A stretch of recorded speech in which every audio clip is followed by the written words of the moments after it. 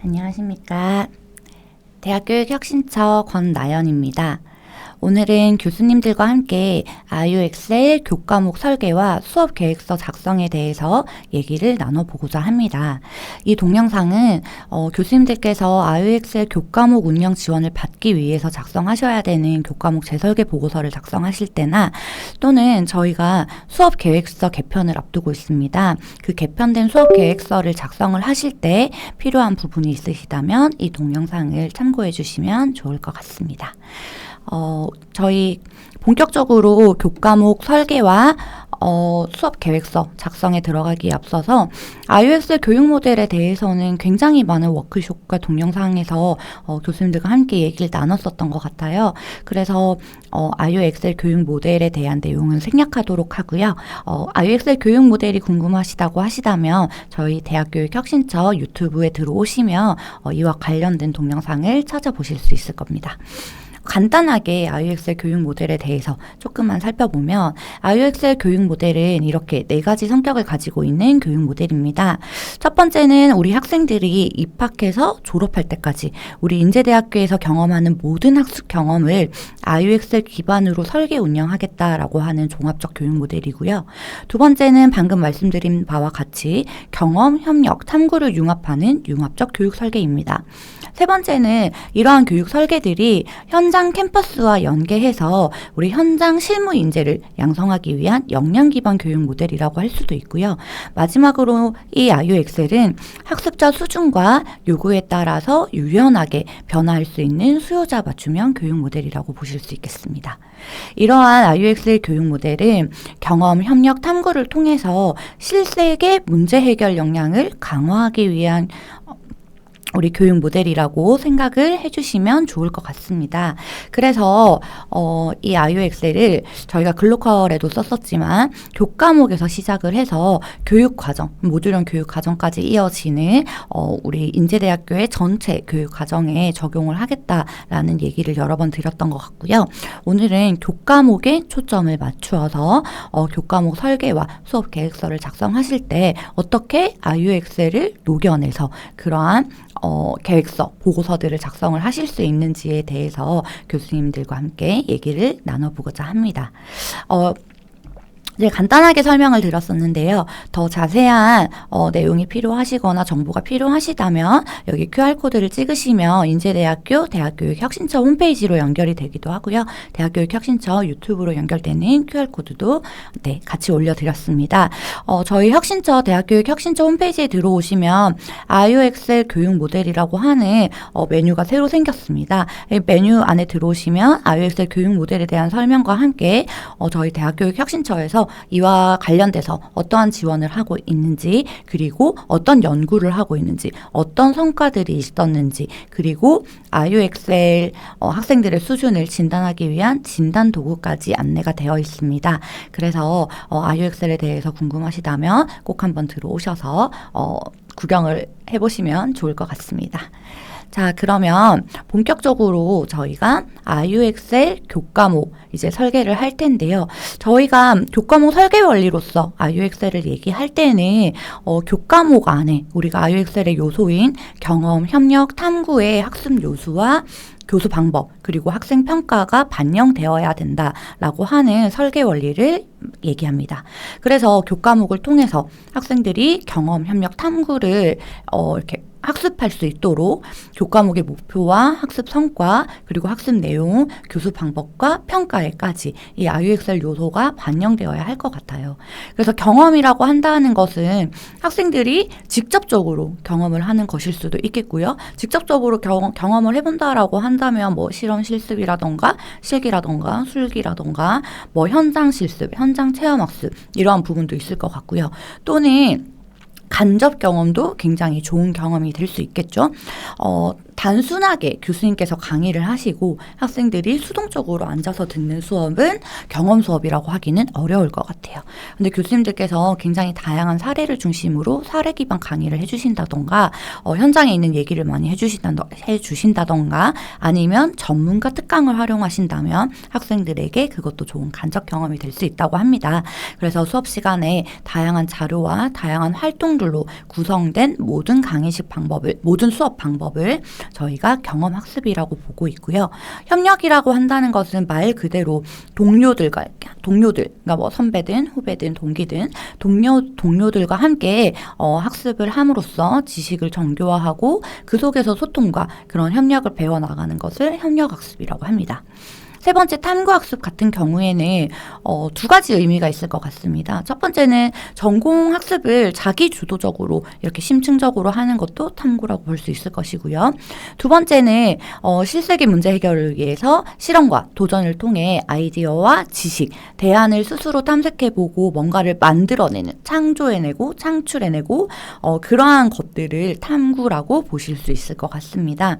그래서 이러한 학습 요소들이 수업에 녹아 있고 그리고 이러한 것들을 실현하기 위해서 교사학습 방법과 교사학습 평가를 이 교육 내용과 맞는 것을 이용해 주십사 하도록 만들어져 있는 것이 여기에 나와 있는 그림이라고 보시면 될 것 같습니다.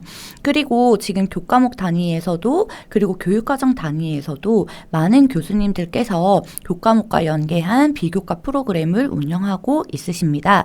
이 비교과 프로그램에도 단순히 학생들이 어떤 체험이나 활동을 하는 것이 아니라 비교과 프로그램 안에 경험, 협력, 탐구 요소가 반영될 수 있도록 설계되어서 지금 운영이 되고 있고요. 그 부분에 대해서는 여러 방법으로 교과목에 대한 지원이라던가 학과별 교육과정에 대한 지원이 충분히 이루어지고 있습니다. 그래서 지원이 필요하신 부분에 대해서는 저희 혁신처로 연락을 해주시면 안내해 드리도록 하겠습니다. 그래서 이 말씀을 드린 이유가 저희 인제대학교에서는 인재상과 핵심 역량과 교육 목표가 설정이 되어 있죠. 이러한 내용이 우리 학과에 교수님들께서 소속되어 계시는 학과부의 교육 목표와 전공 역량에 반영이 되어 있습니다.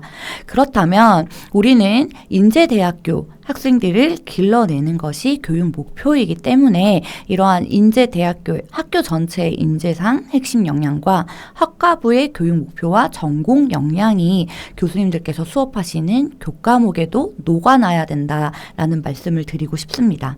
그래서 교과목을 설계를 하실 때 전공 역량 기반으로 우리 교과목의 목표를 설정을 하시고요. 그리고 그 교과목 목표에 대한 학습 성과를 설정을 하게 되시고요. 세 번째는 학습 목표를 설정을 하시고 그리고 나서 그러한 목표를 달성하기 위한 학습 내용을 선정하고 조직합니다.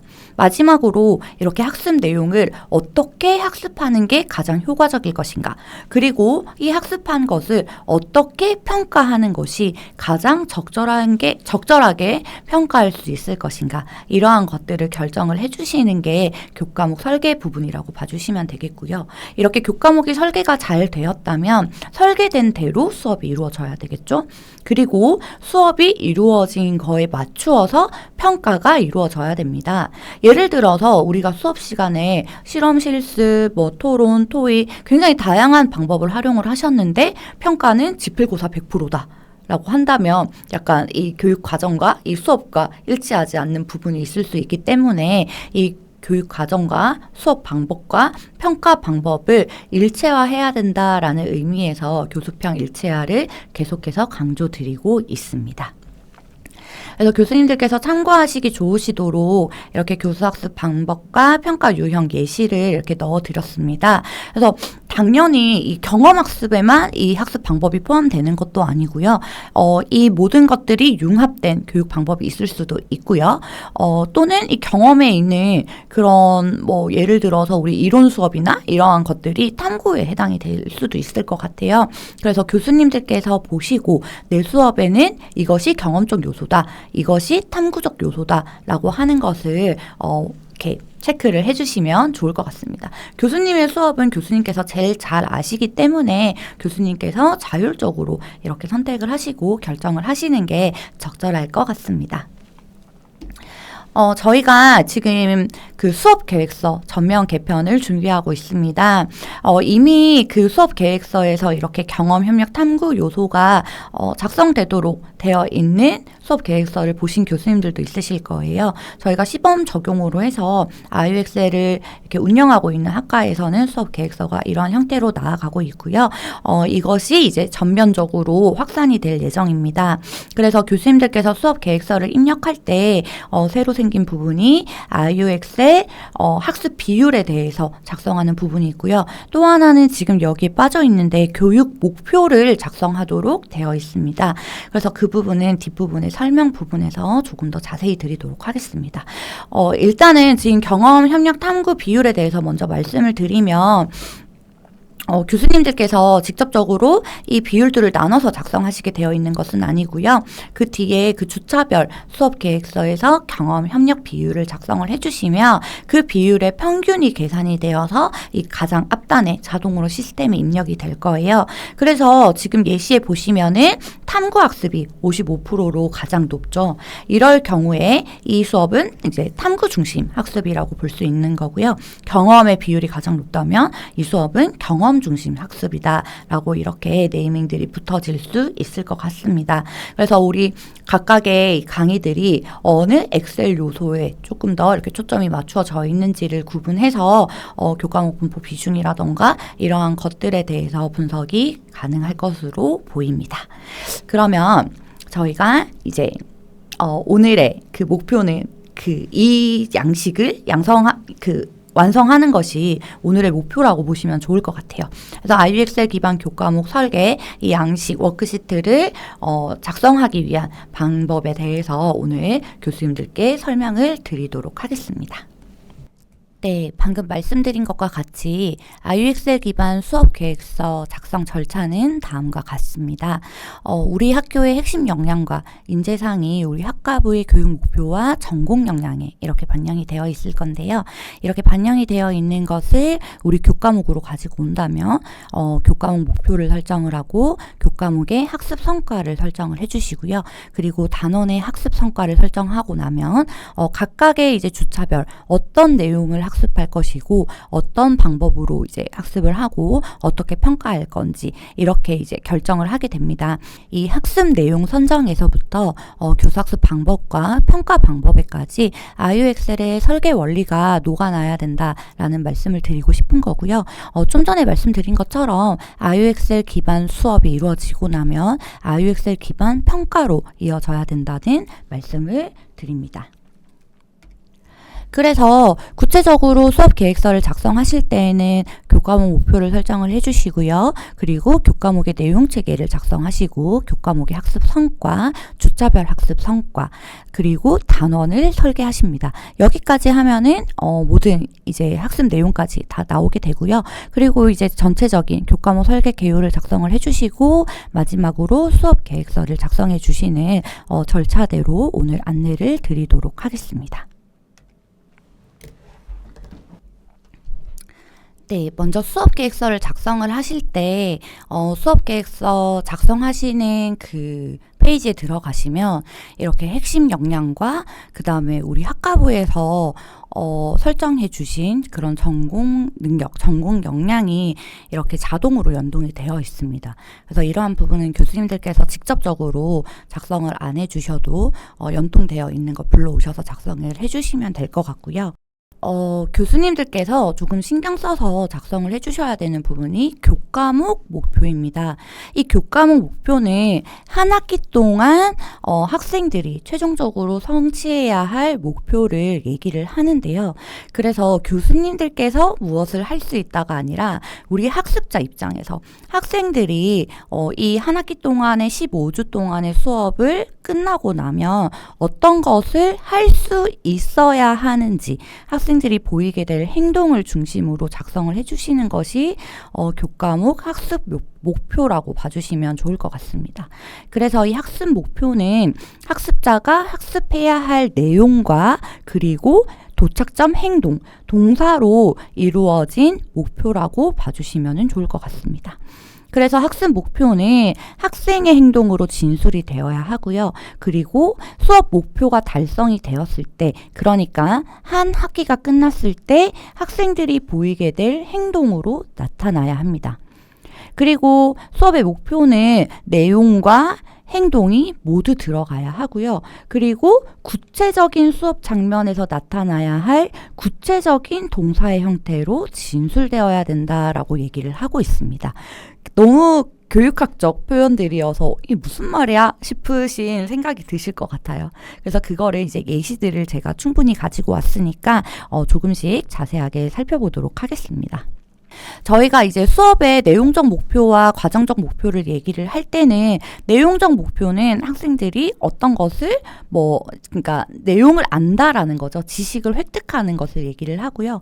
과정적 목표라고 하는 것을 획득하는 방법을 익히는 겁니다. 그래서 기술이라고 할까요? 뭔가 표를 만든다던가 분석한다던가 이렇게 뭔가 획득하는 방법들을, 기술을 얘기를 하는 거라면 내용적 목표는 그런 지식, 내용, 이러한 것들을 얘기한다라고 생각을 해주시면 좋을 것 같습니다. 그것을 조금 더 쪼개어서 살펴보면은 교과목 목표를 설정할 때는 저희가 이렇게 세 가지 영역에서 살펴볼 수 있습니다. 첫 번째는 인지적 영역입니다. 인지적 영역은 학생들이 달성해야 되는 목표가 지식과 관련된 거예요. 그래서 가장 아래에서는 어떤 지식을 안다라는 걸 떠올릴 수 있다. 국정 비전 중 한 가지를 말할 수 있다. 어떤 지식을 안다라는 거고요. 거기에서부터 이해, 목표를 이해하는 거, 그 다음에 이해한 지식을 어떤 것에 적용할 수 있는 거. 그러니까 예시를 말을 한다거나, 그리고 나서 올라가면은 분석한다, 그리고 종합한다, 그리고 평가한다. 평가한다라는 것은 어떤 것에 대해서 평가를 할 수도 있지만, 평가를 한다는 것이 새로운 어떤 것을 만들어내는 결과물을 창출해낸다라고 해서 가장 높은 수준의 인지적 영역을 나타냅니다. 그래서 저희가 학습 목표에서 가장 많이 쓰시는 것이 무엇에 대해서 이해한다, 무엇에 대해서 설명한다, 이러한 우리 목표가 굉장히 많은데요.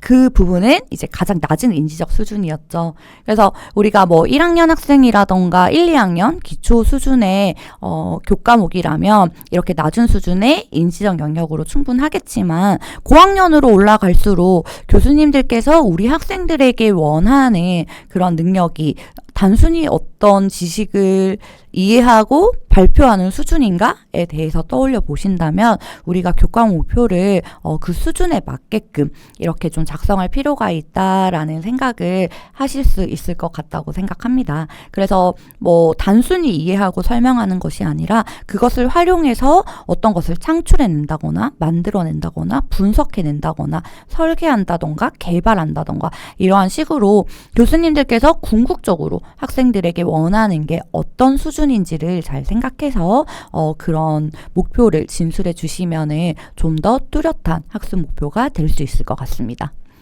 두 번째는 정의적 영역인데요. 정의적 영역은 학생들에게 원하는 목표가 태도와 관련된 거예요. 우리가 단순히 대학 교육이 학생들이 지식을 이렇게 배우는 거에 국한된 건 아니지 않습니까? 결국에 예를 들어서 우리가 간호학과라고 한다면 학생들에게 필요한 태도라고 한다면 그런 환자에 대한 사명감이라던가 생명 존중에 대한 태도라던가 이러한 태도적인 부분도 분명히 있을 거란 말이죠. 그래서 어떤 것에 대해서 감지하는 거에서부터 어떤 태도를, 가치를 인격화하는 수준에까지 이렇게 태도도 인지적 수준과 마찬가지로, 인지적 영역과 마찬가지로 수준별로 생각을 해보실 수 있을 것 같고요. 세 번째는 심동적 영역입니다. 심동적 영역은 도착점 행동이 육체적 기능과 관련된 거예요. 예를 들면 우리가 체육 쪽이나 미술 쪽을 본다면 학생들에게 처음부터 수영을 저번까지 해봐라 이렇게 할 수는 없지 않습니까? 단계가 있지 않습니까? 우리가 호흡하는 것부터 해서 음파 발차기부터 시작해서 이렇게 단계별로 이렇게 가는 것처럼 육체적 기능이 수용에서부터 이 독창성까지, 독창성은 이제 혼자서 뭔가를 완성을 할 수 있다라는 거죠. 이렇게 또 단계별로 생각을 해보실 수 있을 것 같아요. 이 심동적 영역은 이런 체육 수학과 같은 영역에서도 활용할 수 있지만 미술이라던가 우리 디자인 계열 교수님들께서 충분히 활용을 하실 수 있을 것 같아요. 처음에는 교수님들께서 하시는 거를 보고 따라하는 수준에서 점차 혼자서 스스로 앱을 개발을 해본다던가 게임을 만들어 본다던가 디자인을 해본다던가 이런 식으로 수준이 올라갈 수 있을 것 같습니다. 그래서 이렇게 학생들의 수준을 고려해서 학습 목표를 진술해 주시면 좋을 것 같고요. 그래서 이렇게 수준 1에서부터 우리 종합 에까지 이르는 수준에 좀 적합할 수 있는, 참고하실 수 있는 그런 동사를, 예시들을 조금 드러났어요. 그래서 당연히 여기에 있는 것이 정답이다 라고 하는 것은 아니고요. 교수님들께서 나중에 진술을 하실 때 동사를 뭘 써야 되지? 라는 생각이 드실 때 혹시나 참고할 자료가 될 수 있을까 해서 참고 자료로 넣어 놓은 거니까 참고를 해주시면 감사하겠습니다. 그래서 이 낮은 수준에서는 단순하게 설명할 수 있다, 정의할 수 있다 수준이었다면 적용과 분석에 이르고 종합으로 온다면, 마지막 단계로 온다면 해결 방안을 구성해 본다던가 설계를 해본다던가 모델링을 해본다던가 자료를 모두 다 종합해서 스스로 보고서를 작성하는 이러한 단계로까지 학습 목표가 설정될 수 있다라는 말씀이고요. 저희가 교육학에서 학습 목표를 진술하는 방식은 크게 두 가지로 나뉘어집니다.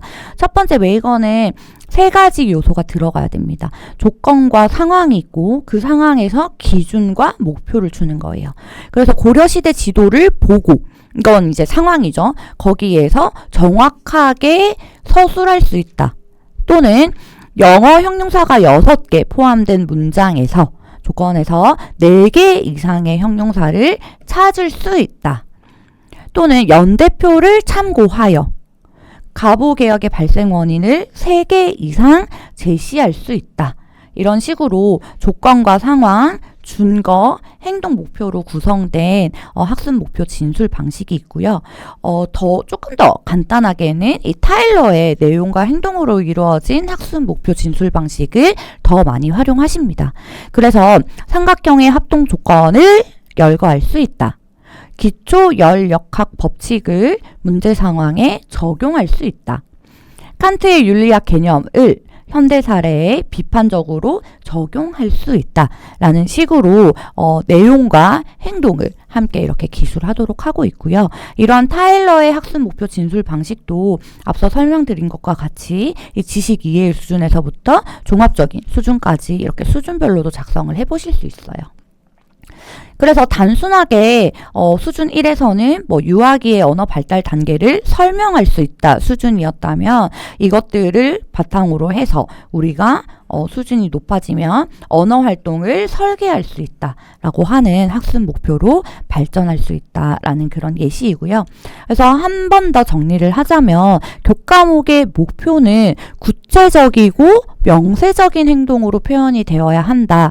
이게 그냥 조금 쉽게 말하면 관찰할 수 있어야 된다라는 말씀을 드리는 거예요. 우리가 앞에서 굉장히 많이 쓰고 있는 그 동사 중에 이해한다라는 말을 굉장히 많이 씁니다. 이해한다, 안다, 파악한다, 이러한 동사들을 굉장히 많이 쓰고 있는데요. 그런데 교수님, 학생들이 그거를 알고 있는지, 이해했는지, 파악했는지, 그거를 우리가 어떻게 관찰할 수 있을까요? 어떻게 알 수 있을까요? 지필고사 친다면 당연히 알 수는 있겠죠. 근데 그 학생이 정말 그걸 내면화해서 알고 있는지 안 알고 있는지까지 그게 평가가 가능할까요? 그래서 학습 목표는 웬만하면 관찰 가능한 용어로 작성해 주십사 말씀드리고 있습니다. 그래서 어떤 거에 대해서 설명을 해본다던가 분류해 본다던가 뭔가 표로 나타내 본다던가 발표를 하게끔 한다던가 하는 그런 관찰 가능한 용어로 이렇게 표현이 되면은 좋다라고 이제 얘기를 하고 있고요. 막연하고 그런 암시적인 동사 표현 또는 관찰할 수 없거나 추상적인 표현은 사용하지 않는 것이 좋다고 합니다. 그래서 조금 보시면은 이 학습 목표는 결국에는 학생들이 이 수업이 끝나고 나서 목표를 달성했는지 안 했는지라고 하는 그 평가의 준거가 됩니다. 그렇기 때문에 이 목표 안에 교수 목적, 교수 내용, 학습자 특성 등을 반영해서 학습자 입장에서 설정되어야 하는 거예요. 우리가 교수 목적과 교수 내용과 학습자 특성을 조금 살펴보시고 그거에 따라서 학습 목표를 이렇게 설정을 해주시는 방법이 있을 것 같아요. 그래서 이 학습 목표가 반드시 나중에 학습 평가의 기준이 되어야 된다, 준거가 되어야 된다라는 부분을 꼭 생각을 해주시면 좋을 것 같고요. 학습 목표 진술에 대해서 살펴보니까 이러한 오류들이 있습니다. 예를 들어서 아까 전에 그 학습 목표는 학생들의 활동이라고 했는데 교수님의 활동을 학습 목표로 진술하는 경우가 있습니다. 현미경을 통하여 미생물을 관찰시킨다, 토의시킨다 이런 식으로 교수님이 무엇을 시킨다라기보다는 학생들이 무엇을 할 수 있다라는 그런 양식으로 기술이 되어야 합니다. 그래서 현미경을 통해 관찰한 미생물의 특징을 설명할 수 있다라는 식으로 진술이 바뀌면 좋을 것 같고요. 그리고 학습의 결과가 아닌 과정으로 진술되는 경우들이 있습니다. 그래서 빵의 성분에 대해서 토의한다. 이 토의한다는 방법과 과정일 수는 있을 것 같아요. 근데 예를 들어서 이 수업이 토의 기능, 국어 시간에 토의 기능이 주요 정말 목표다라고 한다면 이 토의한다가 학습 목표가 될 수 있을 것 같아요. 그런데 이 수업에서는 중요한 키워드는 토의가 아니고 빵의 성분인 것 같거든요. 그런 경우에는 빵의 성분을 설명할 수 있다. 그래서 이 토의 과정을 통해서 학생이 최종적으로 무엇을 할 수 있는지에 초점을 맞추어서 진술이 되면 좋을 것 같고요. 그래서 빵의 성분을 설명하기 위해서 학생들이 토의를 한다던가 발표를 한다던가 그런 과정을 거칠 수 있을 것 같습니다. 세 번째는 그냥 이렇게 주제나 내용, 단어로 적어주시는 경우가 있어요. 버터의 제조 공정. 이렇게 단어로 주제어를 적는 것이 아니라 문장 형태로 버터의 제조 공정 과정을 설명할 수 있다. 그래서 내용과 동사로 이루어진 문장 형태로 진술을 해주셔야 됩니다. 그리고 마지막으로 엄격하게 교육학에서는 두 가지 목표를 이렇게 복식으로 설정하는 것이 좋지 않다라고 얘기를 합니다. 그래서 달걀의 특성을 이해하고 마요네즈를 만들 수 있다라고 하기보다는 달걀의 특성을 이용하여 마요네즈를 만들 수 있다라고 하는 한 문장으로 설명이 되면 좋다라고 얘기를 하지만 교수님들께도 작성을 해보셨지만 총 한 학기 15주짜리에 그 목표를 정하는데 한 문장으로 작성을 하시는 게 굉장히 힘들어요. 그래서 보통은 무엇에 대한 이해를 바탕으로 무엇을 할 수 있다, 적용할 수 있다, 개발할 수 있다 이러한 형태로 작성을 해주시기도 하고요. 그리고 이제 교육 목표에 이러한 본문에 대해서는 조금 덜 엄격하게 봐도 되지 않나라는 생각을 하게 됩니다. 그래서 본문 형태로는 작성을 해주셔도 관계없을 것 같습니다. 그래서 학습 목표를 작성하시고 나서 다음과 같은 확인사항을 조금 확인해 주시면 좋을 것 같고요. 샘플로 저희 그 유아교육과의 유아예술교육 프로그램 개발 및 평가라는 교과목이 있습니다. 이 교과목에서는 우리가 IUXL의 요소를 담아서 다양한 예술적 요소를 분석하고 그리고 예술교육 프로그램을 개발하여 평가할 수 있다라는 한 학기 동안의 교과목 목표가 설정이 되어 있고요. 일상생활 활동이라고 하는 작업치료학과의 교과목입니다. 이 교과목은 훈련 방법과 도구를 선택하고 근거에 기반한 중재 전략과 효과적인 작업치료 서비스를 제공할 수 있다라고 하는 교과목 목표를 설정하고 있습니다. 이렇게 교과목 목표를 설정을 할 때는 말씀드린 것과 같이 우리가 총 15주 한 학기 동안 학생들이 달성해야 될 교육 목표를 이렇게 한 문장으로 작성을 해주시면 좋을 것 같고요. 그리고 나면은 이 목표를 달성하기 위해서 학생들이 무엇을 알아야 하고 무엇을 할 수 있어야 하고 어떤 태도를 가져야 하는지를 교수님께서 한번 적어보실 수 있을 것 같아요. 무엇을 알아야 하는 그런 지식 부분들, 우리 전공 지식이 해당이 되겠죠. 사실개념, 원리, 법칙. 그리고 이 지식을 알기 위해서 학생들이 무엇을 할 수 있어야 되는지, 토의를 한다던가, 개발을 한다던가 표를 그려본다던가 라고 하는 그러한 과정 기능, 그리고 이 과정에서 이 수업 시간에 학생들이 가져야 할 가치와 태도가 무엇인지에 대해서 작성을 해보실 수 있을 것 같은데요. 이 부분을 적으니까 교수님들께서 너무 힘들어 하셔서 이 부분은 이번 서식에서는 2025년 서식에서는 제외가 되었습니다. 참고하시라고 설명을 드린 부분이고요. 그 양식에는 없으니까 안 찾으셔도 돼요. 세 번째는 이렇게 교수님들께서 교과목 목표를 이렇게 설정을 해주셨지 않습니까? 교과목 목표는 한 학기 동안의 교과목 목표예요. 그러면은 이 한 학기 동안의 교과목 목표를 통으로 설정을 하고 15주짜리 수업을 짜려고 하면은 너무 이렇게 중구난방 설계가 될 수도 있기 때문에 이 교과목 학습 목표를 다시 조금 더 작은 단위로 쪼개어 볼 건데요. 그 쪼개어 보는 것을 저희는 교과목 학습 성과라고 합니다. 그래서 교과목의 학습 성과는 이 교과목 목표를 달성하기 위한 3주에서 5주 수준의 목표를 얘기를 합니다. 그래서 이 큰 A라는 덩어리가 있다면 이것을 A 다시 A 다시 이런 식으로 나눠 보는 거죠. 이렇게 나눈다면 이 나눈 것을 가지고 이제 3에서 5주 수준이었으니까 이것을 다시 이제 각 주차별 학습 성과로 단원 목표겠죠, 얘가? 단원 목표로 쪼개게 됩니다. 그렇다면 15주짜리 한 학기 동안의 교과목 목표가 결국에는 각 주차별 학습 목표로 이렇게 쪼개어지는 과정을 거치게 되는데요. 그 과정이 다음으로 이어집니다. 이 학습 성과 같은 경우에도 여기서 보시는 것과 같이 15주짜리 교과목 목표가 있고요. 교과목 학습 성과가 있죠. 이 학습 성과도 교과목 목표를 진술하는 방식과 동일한 방식으로 작성을 해주시면 됩니다. 그런데 이 교과목 학습 목표는 결국에 이 학습 성과가 모이면 이 학습 목표가 되어야 되는 거예요. 그거를 꼭 염두에 두시고 이 전체 교과목 목표를 쪼개어서 학습 성과를 만들어 주신다라고 생각을 해주시면 좋을 것 같고요. 그래서 학습 성과를 만들 때에도 아까 전에 말씀드린 것처럼 이 수업이 끝나고 학생들이 알고 있고 할 수 있어야 하는 것을 기준으로 바탕으로 작성을 해달라고 적혀 있습니다. 그래서 수업의 형태보다는 수업의 결과물에 초점을 맞춰야 된다라는 얘기를 하고 있는 거고요. 아까 말씀드렸던 것처럼 단순히 뭐를 이해했다라기보다는 그런 인지적, 정의적 측면에서 다양한 학생 특성과 능력을 포함할 수 있어야 한다라고 설정이 되어 있습니다. 학습 성과 예시도 아까 그 목표 예시와 같이 이렇게 다양한 학습 성과들이 있을 것 같아요. 학습 성과랑 교과목 목표랑 크게 진술 방식에서는 다르지 않습니다. 다만 교수님들께서 혼동을 좀 피하기 위해서 한 학기 동안의 목표를 교과목 목표라고 했고요.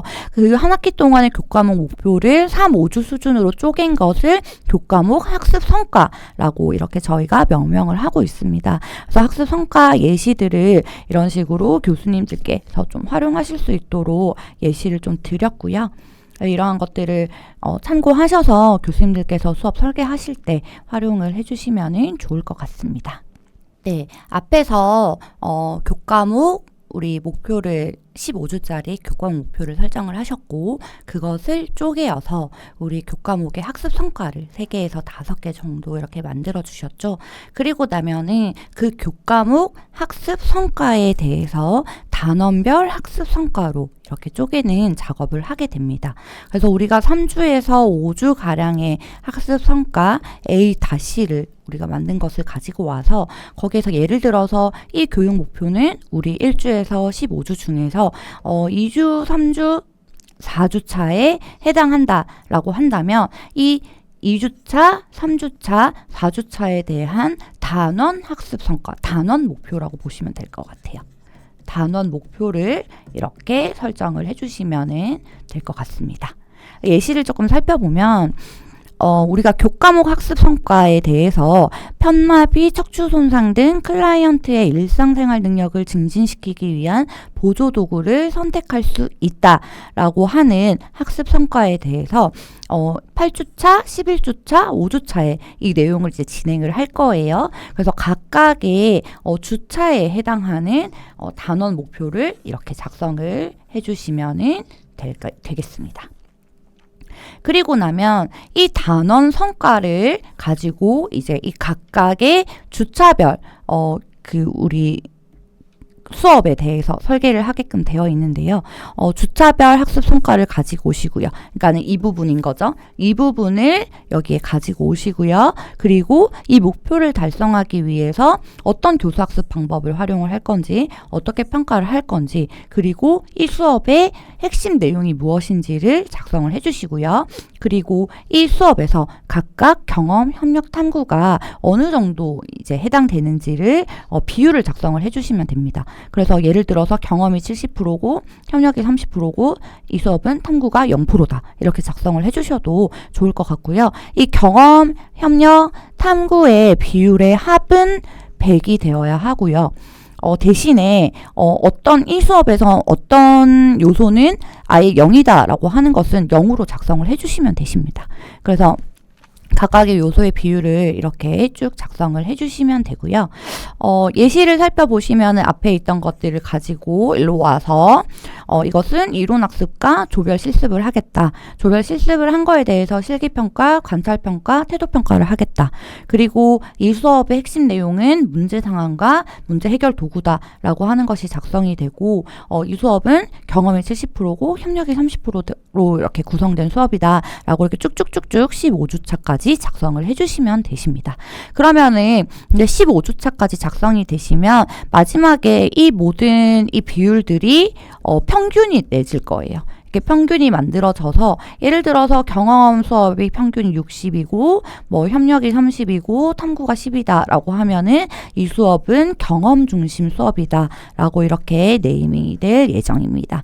그래서 교수님들께서 맨 앞장에 수업 계획서 쓰실 때 임의적으로 이렇게 비율을 작성 안 해주셔도 각각의 수업 계획서 단에서 작성되는 이 비율들로 평균으로 자동으로 시스템에서 작성이 된다라는 점 기억을 해주시면 좋을 것 같고요. 그래서 이제 완성되는 것이 우리가 교과목명, 교과목 개요. 교과목 개요는 교과목에 대한 소개예요. 이 교과목은 어떤 교과목이다라는 소개고요. 이 교과목 목표가 아까 전에 맨 처음 작성하셨던 한 문장으로 된 한 학기 동안 학생들이 달성해야 하는 교과목 목표를 얘기를 합니다. 그리고 이 교과목 목표를 3개에서 5개 정도로 학습 성과를 나누어 주신 것이 교과목 학습 성과라고 생각을 해주시면 될 것 같고요. 그리고 나면은 우리가 IUXL 수업이기 때문에 이 수업에 어떤 경험, 협력, 탐구 요소가 들어가 있는지를 작성하게끔 되어 있습니다. 그래서 예를 들어서 우리가 경험이라고 한다면 아름다움과 관련된 매체와 경험 등을 조사 분석한다. 뭐 예술을 감상, 탐색, 표현하는 경험을 해본다. 라고 하는 내용이 들어갈 수 있을 것 같고요. 협력에서는 팀 기반 프로젝트, 조별 프로젝트 이런 식으로 해서 협력이 드러날 수 있는 그런 워딩이 들어가면 될 것 같습니다. 탐구라고 한다면 활발하게 연구되고 있는 다양한 열린 매체에 대해서 직접 탐구해 본다던가 뭔가 새로운 시선으로 무언가를 만들어 본다던가 이렇게 탐구를 나타낼 수 있는 용어들로 진술을 해주시면 좋을 것 같습니다. 그래서 활용하실 수 있는 교사학습 방법과 학습평가 방법에 대한 예시를 이렇게 제시를 드렸고요. 교사학습 방법과 그 각각의 요소에 대한 교사학습 방법도 이 수업에서는 이 한 학기 동안 이런 방법을 쓰겠다라고 조금 구체적으로 경험에 적합한 그러한 내용, 협력에 적합한 팀 티칭, 팀 기반, 탐구도 PBL 문제 제기라던가 문제 해결과 성찰 저널이라던가 각각의 요소의 성격이 잘 드러나는 방식으로 작성을 해주시면 좋을 것 같습니다. 그리고 평가 계획을 수립하실 때에도 아까 전에 한번 말씀을 드렸었는데 교수평 일체화라는 얘기를 계속해서 드렸습니다. 학습평가는 교수님들 단순히 학생들의 학점을 주기 위한 평가가 아니죠. 우리 학생들이 한 학기 동안의 이 목표를 얼마나 성취했는가 달성했는가 그 부분을 확인하기 위한 계획이 학습평가 계획입니다. 그래서 설정한 학습 목표가 평가 준거가 되어야 된다라는 말씀을 드렸었고요. 단순한 지식평가보다는 학생의 수행에 초점을 맞춘 총체적 평가가 이루어져야 된다라는 말씀을 드렸습니다. 그래서 교육과정과 수업과 평가가 꼭 일체화 될 수 있도록 이렇게 교육과정을 아이유엑셀로 잘 설계를 해주셨으면 그에 따라서 아이유엑셀 수업을 진행을 해주시고 그 아이유엑셀 수업에 맞는 평가 방법을 꼭 활용해 주세요 라고 간곡하게 요청을 드립니다. 그래서 평가 도구라던가 이런 수행평가 방법에 대해서는 예시를 이렇게 제시를 드리고 있고요. 교과목 설계 개요에서 평가 방법에 대해서도 조금 경험, 협력, 탐구 이 요소들이 좀 잘 드러날 수 있는 워딩으로 이렇게 작성을 해주시면 좋을 것 같습니다. 그래서 완성된 그 교과목 설계 개요 예시들을 이렇게 2개를 넣어놨어요.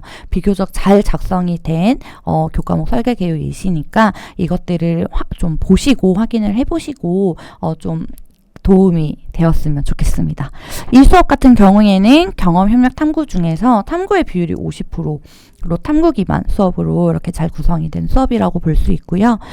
임상병리학 기초실험 같은 경우에는 경험, 협력, 탐구가 협력이 60%로 협력 중심 수업으로 이렇게 구성이 되어 있습니다. 그래서 우리 교과목 목표와 학습 성과를 보더라도 아까처럼 뭐 단순히 설명한다 1, 2 수준에서 그치지 않고 임상 실무에 적용을 한다라는 수준으로 이렇게 잘 만들어져 있는 것을 확인할 수 있습니다. 그래서 이러한 것들을 좀 참고를 하시면은 작성을 하시는데 많은 도움이 될 것 같고요. 아이유엑셀 기반 평가 계획을 수립하실 때 이러한 부분들이 확인되면 좋을 것 같아요. 그래서 한 번 더 이렇게 교과목 설계 개요 예시를 이렇게 제시해 드렸으니까 보시면서 조금 뭔가 이해가 안 되는데 어떻게 작성해야 되지? 진술해야 되지? 라는 부분이 있다면 이 부분들 조금 반영해 주시면 좋을 것 같습니다. 그래서 계열별로 좀 인문사회 계열, 우리 뭐 AI 컴퓨터 계열, 그 다음에 디자인 계열 이런 식으로 좀 계열별로 이렇게 넣어놨으니까 확인을 해주시면 좋을 것 같고요. 마지막으로 수업 계획서를 작성하시는 부분에서는 앞에서 우리가 단원별, 주차별 수업 계획을 했지 않습니까? 거기 있는 부분 그대로 가지고 오셔서 붙여넣기 하시면 되세요. 그래서 학습 주제는 우리 아까 그 핵심 내용들이 들어가겠죠? 그리고 학습 성과, 우리 단원별 학습 성과를 얘기를 합니다. 주차별 학습 성과를 작성을 해주시고, 그 다음에 학습 내용, 그 어떤 내용들을 이제 다루게 될 것인지, 뭐 토론을 한다면 어떤 것을 토론을 할 거고, 우리가 뭐 협력학습이라고 하면 어떤 것을 협력을 해서 어떤 실험을 할 것인지 이러에 대해서 좀 구체적으로 작성을 해주시고, 그리고 주차별 수업 방법에 대해서 작성을 하게끔 되어 있고요. 그리고 이 주차에서 활용하실 학습 자료의 명을 작성하게끔 되어 있습니다. 교재를 활용하신다면 교재명일 것이고요. 인터넷 사이트를 활용을 하신다면 웹사이트 주소, 동영상을 활용하신다면 동영상의 제목 또는 기타 활용할 학습 자료명을 기재해 주시면 될 것 같습니다. 마지막으로 아까 말씀드렸던 것처럼 각 주차에서 아까 경험, 협력, 탐구의 비율을 작성하게끔 되어 있었죠. 그거 그대로 옮겨오시면 될 것 같고요. 여기에 적어주신 퍼센트들은 자동으로 시스템에서 평균화해서 이 수업에서 어떤 요소가 가장 이렇게 핵심적인 요소인지 조금 이렇게 기입될 수 있도록 시스템화되어 있다는 점 한 번 더 안내 드립니다. 그래서 수업 계획서까지 이렇게 예시를 전달을 드리고요. 여기까지 교수님들과 함께 교과목 재설계와 그 다음에 수업 계획서 작성 방법에 대해서 얘기를 나눠봤습니다. 방금 해드린 내용이 그렇게 어려운 내용은 아니실 거예요. 교수님들께서 지금까지 수업 계획서를 잘 작성을 해 오셨기 때문에 이것을 이제 조금 더 구체적으로 수정을 해보신다라는 차원에서 이 동영상을 보면서 차근차근 작성을 해보시면 좋을 것 같고요. 혹시나 작성하시면서 어려운 부분이 있거나 도움이 필요하신 부분이 있으면 언제든지 저희 대학교육혁신처로 연락을 주시면 자세하게 안내 드릴 수 있도록 하겠습니다. 긴 시간 고생 많으셨습니다. 교수님 감사합니다.